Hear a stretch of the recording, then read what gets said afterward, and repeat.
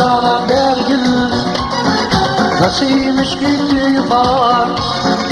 kim bilir reyhan dergil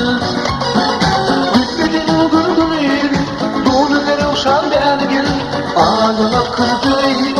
almadan alttan dergil canım attan kavolum dergil can dergil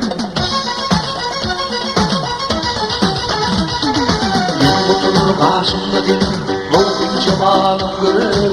Gönül şükrediyle ifadını Dökmek Kur'an'ı Doğmaların dilini Düşman olur Gitmede aşkındır götürür Loğun zamanın gülü Bu yarın dünya gücür Gönlünü uğran dergin Dergin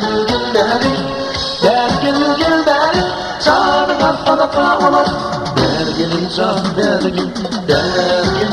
dergin Dergin dergin Bu yalan dünya gör Yüzünü uğran dergin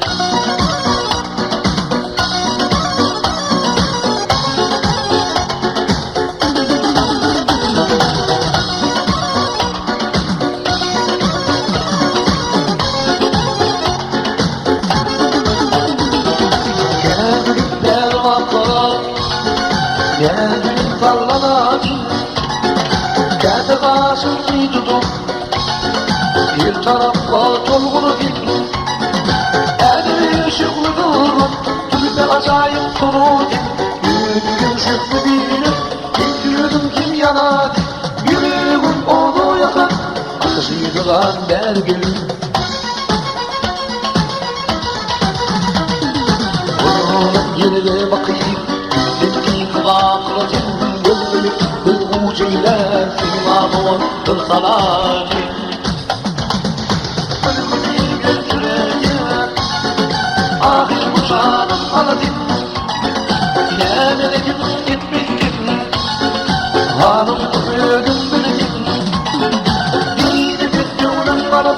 Geldi Gülistan dergin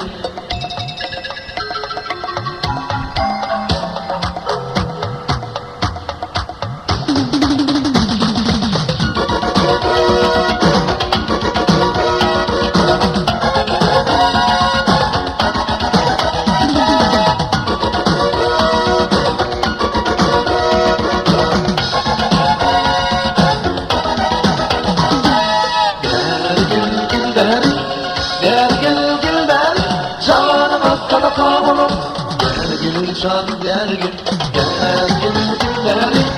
Dergin dergin Bu yalan dünya bütün Yüttürdü ulan dergin Dergin dergin Dergin dergin Yüreğim oldu yakın Taşıdılar dergin Dergin dergin Dergin dergin Yeni bir gönlüm arap Gel Gülistan dergin Dergin dergin Dergin dergin